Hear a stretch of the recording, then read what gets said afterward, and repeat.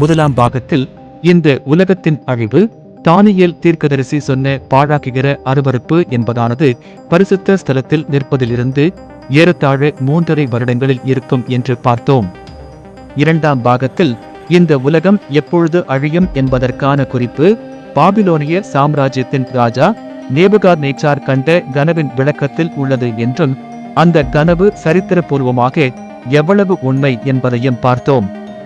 மூன்றாம் பாகத்தில் பாபிலோனிய சாம்ராஜ்யத்தை வென்ற மேதிய பெர்சிய சாம்ராஜ்யத்தை குறித்து வேதாகமத்தில் சொல்லப்பட்ட காரியங்களையும் அதன் வீழ்ச்சி குறித்து வேதாகமத்தில் முன்னறிவிக்கப்பட்ட காரியங்களையும் குறித்து பார்த்தோம்.